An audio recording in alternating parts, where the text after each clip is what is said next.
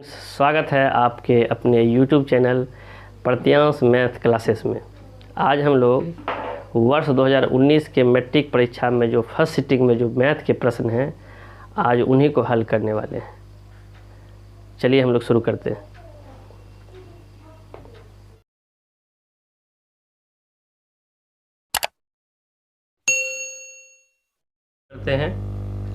पहला प्रश्न है cos 1 degree into cos 2 degree. ऐसे करते करते 90 तक है, इसका हमको वैल्यू बताना है। इसमें तो 1 का वैल्यू हम नहीं जानते हैं, 2 का भी नहीं जानते हैं, 3 का, लेकिन 90 का जानते हैं और सब गुना है। तो cos 90 का वैल्यू जो है ना 0 होता है। तो 0 में किसी भी संख्या से गुना करेंगे तो 0 होगा। तो एगो 0 गुना में कोई टर्म आ जाएगा, जैसे कि आपको 2 गुना 2 गुना 3, एक को यदि 0 आ गया, जितना भी ये गुना वाला टर्म है सब क्या हो जाएगा, 0 हो जाएगा। इसलिए इस तरह के प्रश्न में उस झुंड में से किसी का भी मान यदि एगो का 0 होगा तो सभी का मान गुणनफल में 0 आ जाएगा। तो cos 90 0 होता है, इसलिए इसका आंसर 0 होगा, ऑप्शन ए। दूसरा प्रश्न में केवल फार्मूला है। एक शंकु की त्रिज्या और ऊंचाई क्रमशः r और h है, तो कहता है आयतन क्या होगा। शंकु का आयतन फार्मूला हम लोग पढ़े हैं, ये तो है नहीं, होता है 1/3 पाई r स्क्वायर h। 1/3 पाई r स्क्वायर h कहाँ है, तो ये है ऑप्शन सी में। अगला प्रश्न है क्वेश्चन नंबर 3, कहता है कौन द्विघात समीकरण नहीं है। तो द्विघात समीकरण होने के लिए जो है ना x का यानी चर का मैक्सिमम पावर जो है वो 2 होना चाहिए, उससे न कम होना चाहिए न अधिक होना चाहिए। तो सबको बारी बारी से हल करेंगे। तो हमको सिर्फ नहीं वाला ढूंढना है। इसमें तो 3 को वाला है, हाँ वाला होगा, एगो होगा नहीं वाला। तो अनुमान भी लगाना है, लगता है डी नंबर नहीं होगा। डी नंबर को यदि तोड़ के देखते हैं तो नीचे में कुछ नहीं, तो 1 है तो x पावर 4 हो जाता है, प्लस 1 बटे x स्क्वायर हो जाता है, बराबर 2 होगा।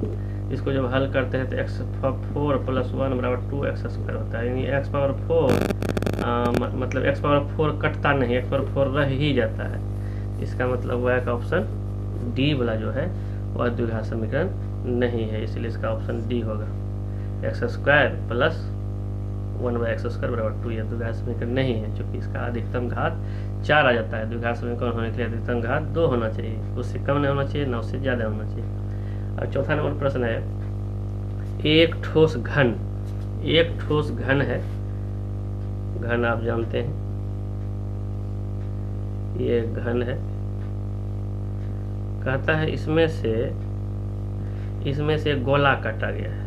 तो गोला जब काटेंगे इसके अंदर से काटना है, तो घन का जो किनारा होगा L, किनारा 14 है, तो वही ना गोला का व्यास बन जाएगा। मतलब L जो है वह D का काम करेगा गोला के लिए। जितना L है उतने, यानी L बराबर हो जाएगा D, बराबर हो गया 14। तो D जब 14 हुआ तो R कितना निकलेगा गोला का, तो R हो जाएगा 7। कहता है गोला का आयतन बताइए। तो गोला का आयतन होता क्या है, होता है 4/3 पाई r³। 4/3 पाई के बदले में बैठाएंगे 22/7, r के बदले में 7 गुना 7 गुना 7, चूँकि r तो 7 है। तो इसको जब ये 3 है, इसको हल काट देंगे 49 गुना 22 चौका 88/3, तो आता है 43 12। अब 3 से भगा देंगे तो 1437.33 कुछ आएगा। तो लगभग में कह रहा है आयतन लगभग 1437 वाला कहाँ है, बी है, इसीलिए ऑप्शन बी जो है इस प्रश्न का ऑप्शन सही होगा। चलिए हम लोग 5वां प्रश्न को देखते हैं। लिखा हुआ P -4,2 और Q 8,6 को मिलाने वाली रेखाखंड के मध्य बिंदु के नियामक कौन है। तो मध्य बिंदु के नियामक हम लोग पढ़े हैं, फार्मूला मध्य बिंदु का। इसका मध्य 2 को पॉइंट्स दिया हुआ, उसका मध्य बिंदु कहता है, क्या पढ़े हैं, x1, यहीं लिखते हैं मध्य बिंदु के नियामक। क्वेश्चन नंबर 5 बना रहे हैं, x1 जोड़ x2/2 y1 जोड़ y2/2, यही होता है मध्य बिंदु के नियामक। x1 है कितना -4 प्लस x2 है कितना 8/2 y1 कितना है 2, y2 कितना है 6/2, 8 में 4 गया 4, 4/2 6 2 8, 8/2। इसको कटाएंगे 2 आएगा, इसको कटाएंगे 4 आएगा, 2,4 आपका आता है। 2,4 कहाँ है? 2,4 ऑप्शन सी में, इसलिए ऑप्शन सी। बस फार्मूला इसमें याद रखना है कि मध्य बिंदु के नंबर के लिए फार्मूला आता है x1 जोड़ x2/2, y1 जोड़ y2/2, इसीलिए सी आया ऑप्शन। फार्मूला याद नहीं है तो नहीं बनेगा।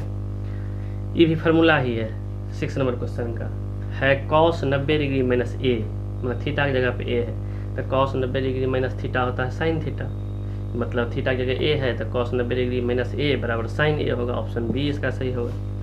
चलते हैं 7वां नंबर प्रश्न में। निम्नलिखित में कौन अपरिमेय नहीं है? अपरिमेय नहीं कहे तो परिमेय को ढूंढना है, मतलब कह रहा है अपरिमेय कौन नहीं है इन चारों में से। अपरिमेय नहीं है तो इसका क्या मतलब हुआ? परिमेय को खोजना है। तो परिमेय वो होता है जिसका पूरा पूरा वर्गमूल निकल जाए। इसका पूरा पूरा वर्गमूल 10 का नहीं निकलता है, 24 का भी नहीं निकलता है, 35 का भी नहीं निकलता, लेकिन 121 का 11 निकलता है पूरा पूरा वर्गमूल, और इसलिए यह परिमेय है। अपरिमेय नहीं है मतलब परिमेय को ढूंढना है। ऑप्शन डी इसका सही आंसर होगा। 8वां नंबर प्रश्न है, यदि साइन थीटा बराबर कॉस थीटा, हम लोग मान सारणी पढ़े हैं 10th क्लास में, वही 10th क्लास का ही ये सवाल है। मान सारणी में कहता है साइन थीटा कॉस थीटा कौन डिग्री पर इक्वल होता है? किस हम लोग मान सारणी में पढ़े हैं ना, साइन 0 मतलब 0 डिग्री का वैल्यू, 30 का वैल्यू, 45 का वैल्यू, 60 का वैल्यू, 90 का वैल्यू, इतने में से ढूंढना है। तो साइन 45 डिग्री पर साइन 45 और कॉस 45 दोनों का मान बराबर होता है, तो इसका ऑप्शन ये होगा 45 डिग्री। चलते हैं 9वें प्रश्न की ओर। फिर पिछला प्रश्न जो बनाए थे उसी प्रश्न को रिपीट कर दिया गया है, अंक खरीद चेंज किया लेकिन टाइप वही है। बिंदुओं इतना और इतना, मतलब 2 बिंदु है ए और बी, इनके नियामक दिए गए हैं। कहता है मिलाने वाली रेखाखंड के मध्य बिंदु के नाम। मध्य बिंदु की जगह हम लोग क्या पढ़ रहे हैं? x1 जोड़ x2/2, y1 जोड़ y2/2। तो x1 कितना है 2, x2 कितना 4 2 6 और 6/2, y1 जोड़ y2 तो -4 जोड़ -2/2, तो 6 में से 2 भागा देंगे 3 हो जाएगा, तो 3 आया, और 4 2 -6/2 -3 हो जाएगा, तो 3, -3 होगा। तो 3, -3 कहाँ है? 3, -3 आपका ऑप्शन सी में, तो ऑप्शन सी आपका सही हो गया।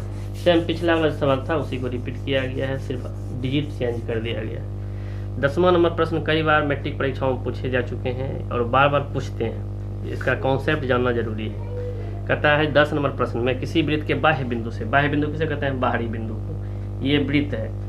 इस प्रश्न को 3 तरह से पूछा जाता है। पहला, बाह्य बिंदु, ये वृत्त है, इसके बाहर एक बिंदु है, तो इसका नाम रखते हैं, क्या रखा है?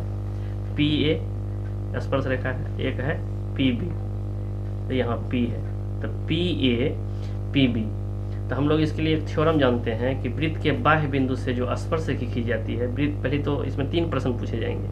वृत्त के बाह्य बिंदु से कितने स्पर्श रेखा खींचे जाएंगे? तो इसका आंसर होगा 2। वृत्त के बाह्य बिंदु से उसके वृत्त पर, सामने के जो वृत्त हैं, एक वृत्त पर 2 स्पर्श रेखा खींची जा सकती है। वृत्त के बाह्य बिंदु से वृत्त पर 2 स्पर्श रेखा खींची जा सकती है और दोनों की लंबाई समान होती है। तो जब एक स्पर्श रेखा की लंबाई PA की लंबाई 4 है तो PB की भी लंबाई समान होगा। क्यों? क्योंकि वृत्त के बाह्य बिंदु से खींची गई स्पर्श रेखा की लंबाई समान होती है। तो PA जब 4 है तो PB भी 4 होगा। ऑप्शन डी इसका सही आंसर होगा। चलते हैं 11वां प्रश्न। कहता निम्न में से कौन किसी घटना की प्रायिकता नहीं हो सकती? तो पिछले वीडियो में 2019 9th का मैट्रिक परीक्षा का सेकंड सिटी का जो प्रश्न हल करे थे उसमें भी प्रश्न था ये, और इसी टाइप में। तो किसी घटना की प्रायिकता जो है उसका मान 0 से लेकर 1 तक होता है। 0 से लेकर 1 तक हो सकता है। कहता कौन नहीं हो सकता है? तो 0 से लेकर 1 तक, तो हमको शुरू में ही लग रहा है कि यही नहीं होगा। ये 3.5 है, कितना 3.5 कितना 3 से अधिक होता है, 3.5 तो होबे नहीं करेगा। 0.2 हुआ, 0 और 1 के बीच में ही होगा। 0.3 हुआ, 0 और 1 के बीच में ही भी होगा। 60% का मतलब होता है 0 से बड़ा 100 से कम, तो ई भी हुआ लेवल में है। 0 और 0 से लेकर 1 तक में ई भी है, ई भी है, भी ये नहीं है, इसलिए 3.5 प्रायिकता का मान नहीं हो सकता है। सबसे छोटी अभाज्य संख्या, 12 नंबर का प्रश्न बनाने के लिए इसका कॉन्सेप्ट जानना जरूरी होगा हमको कि सबसे छोटी अभाज्य संख्या होता क्या। यदि हम ये चीज़ नहीं जानते हैं तो फिर प्रश्न में हम गलत कर बैठेंगे। सबसे छोटी अभाज्य संख्या 2 होता है और सबसे छोटी भाज्य संख्या 4 होता है। सबसे छोटी अभाज्य संख्या, सबसे छोटी क्या होता है 2, और सबसे छोटी भाज्य संख्या 4 से शुरू होता है। 4 दोनों का गुणनफल, दोनों गुना करेंगे 4 दूना कितना होगा 8। ऑप्शन सी इसका सही जवाब होगा। चलते हैं 13वें प्रश्न की ओर।